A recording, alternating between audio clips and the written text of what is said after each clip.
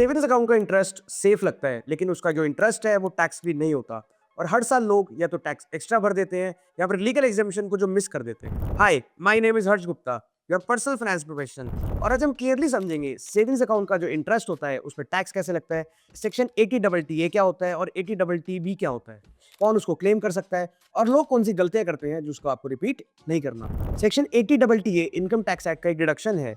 इस सेक्शन का purpose simple है, स्मॉल सेविंग्स पर थोड़ा सा टैक्स आपको रिलीफ देना। ये section specifically savings account interest के लिए बना है ताकि छोटे अमाउंट्स पर टैक्स का अननेसेसरी बर्डन ना पड़े। लेकिन ये जो एग्जेम्पशन है आप कैसे क्लेम कर सकते हैं? आईटीएल फाइल करते वक्त इसको क्लेम कर सकते हैं।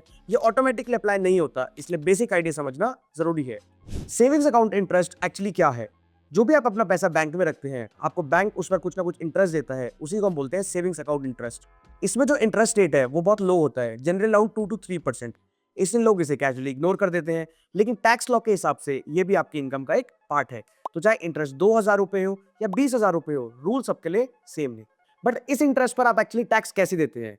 सेविंग्स अकाउंट इंटरेस्ट आपकी जो टोटल इनकम होती है, salary, rental income, business income, उसी का एक पार्ट होता है।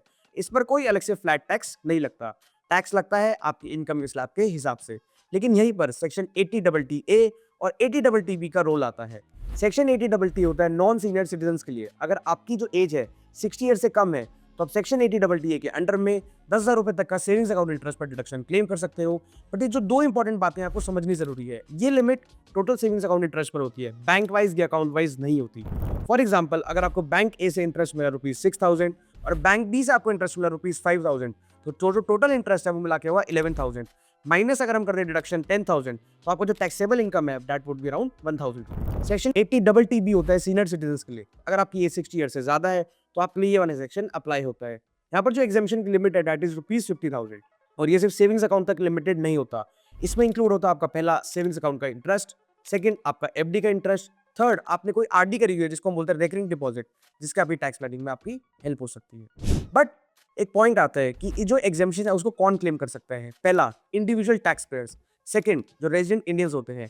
कंपनीज, एलएलपीज जो फर्म्स होती हैं वो इस डिडक्शन को क्लेम नहीं कर सकती हैं। बट इसके अंदर कुछ कॉमन मिस्टेक्स होती है। Let's understand that. Mistake number 1, interest को इनकम ही नहीं मानना। लोग सोचते हैं बैंक का छोटा सा इंटरेस्ट है, लेकिन एआईएस में रिफ्लेक्ट नहीं होता, इसको इग्नोर किया जा सकता है, अगर मैच मिसमैच का रिस्क हो सकता है। मिस्टेक नंबर 2, अगर आपका 10,000 को स्टैंडर्ड एक्शन समझ लेना, 80 का मतलब ये नहीं है कि 10,000 ऑटोमेटिकली टैक्स भी हो गया, आपको आईटीआर में एक्टिवली इसको क्लेम करना पड़ता है। Mistake number 3, multiple accounts is equal to multiple exemption सोचना गलत है। एग्जाम्पशन टोटल इंटरेस्ट पर होता है, अकाउंट की गिनती पर नहीं। बट ये सबसे इंपॉर्टेंट क्यों है? सेविंग्स इंटरेस्ट छोटा लगता है, लेकिन यही छोटी चीजें आईटीआर मिसमैच और अननेसेसरी मिस्टेक्स क्रिएट करती हैं। करेक्ट रिपोर्टिंग का मतलब है no notice stress, no over payment and clean tax history. अगर आप सेविंग्स अकाउंट इंटरेस्ट को सही तरीके से हैंडल करते हो तो आप लीगली टैक्स भी सेव कर सकते हो और कंप्लायंस भी आपका क्लीन रह सकता है। अगर ये वीडियो आपको यूजफुल लगा हो तो आप इसको लाइक कीजिए, शेयर कीजिए उन लोगों के साथ जो मल्टीपल अकाउंट्स को यूज करते हैं, सब्सक्राइब कीजिए चैनल को और बेल आइकन को प्रेस कीजिए और सिप यात्रा को फॉलो करना ना भूलें। फॉलो सिप यात्रा for more practical personal updates.